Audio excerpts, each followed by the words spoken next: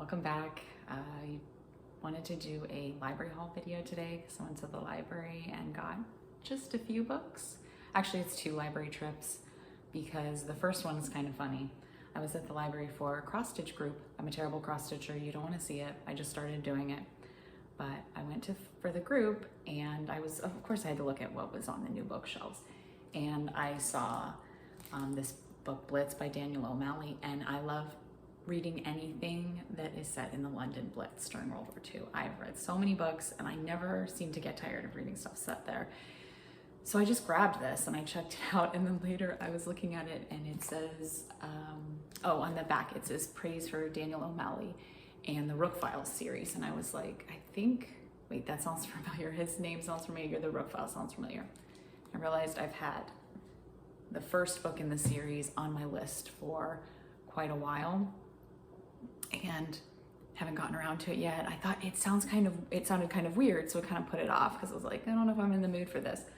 But once I realized it was part of that series, I went and put the first one on hold. So I got The Rook, and I'll of course read this one first and see what it's like, but it's really interesting.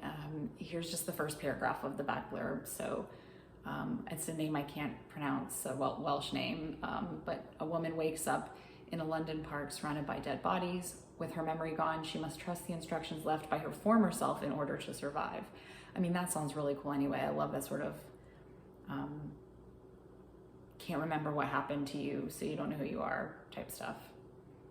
Amnesia, that's the word for it. So she quickly learns that she is a Rook, a high-level operative in a secret agency that protects the world from supernatural threats.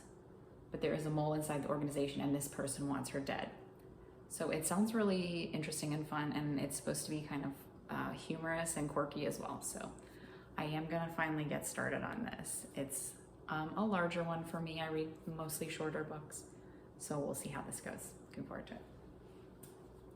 Another one I got is a little bit interesting sounding. I probably wouldn't have picked this up.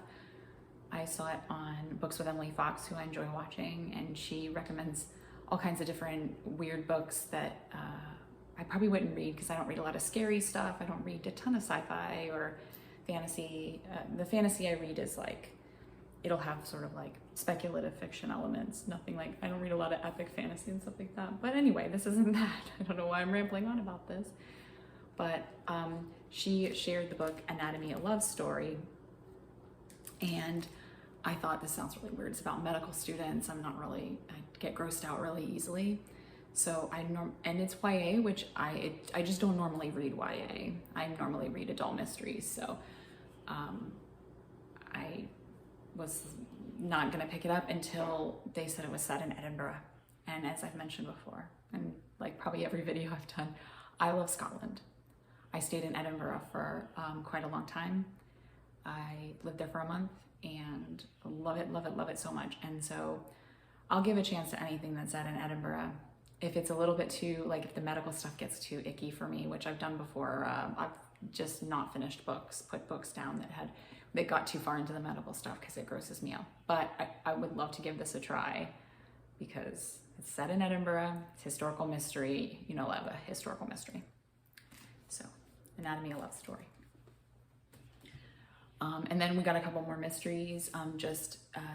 This is Do or Die by Jen McKinley. I would say Jen McKinley, if she's not my favorite cozy mystery author, then she's definitely one of the top 5. She's so good. Her books have the perfect blend of interesting plots, lovable characters, and a great sense of humor. Her books are so funny.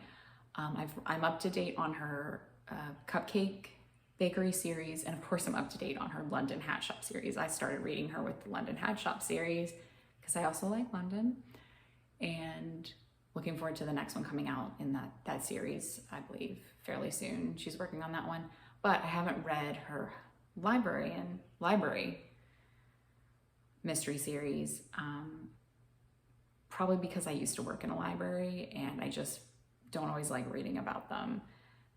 Maybe you were the same if you don't want to watch or read stuff about where you work.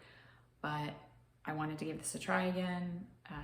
this is the second book in the series. I've read the first one. It was very good. She was a librarian herself, so she writes great books set in libraries. It's just more I don't really want to revisit that right now. Or I haven't in the past. So I'm going to try this one again. And as always, she has such great writing. I'm still looking forward to getting back into the series. And then my final one is another historical mystery, but this one is not Victorian. I love this series by Lindsay Davis. This is the Flavia Albia series. And you might have read this. You might have also read her father is Marcus Didius Falco. That is also an excellent series, but this is set in ancient Rome. And Flavia Albia is an investigator. She investigates murders. And it's just such a great series. Again, such great humor in these books Lindsay Davis has, and always interesting stories and a nice setting in ancient Rome, which is different from what I normally get. So this, I think, is there's a newer one out. I'm behind on this series. I got behind where I didn't read this one when it came out, and then another one came out recently.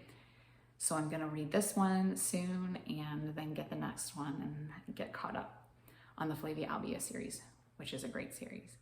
So did you guys go to the library recently and pick up some books? I love my library. They have some great stuff. I'm also listening to audiobooks right now from the library because we do have that. And I will tell you all about the series that I'm currently hooked on the next video. Thank you for watching. Have a great week. I'll see you next time.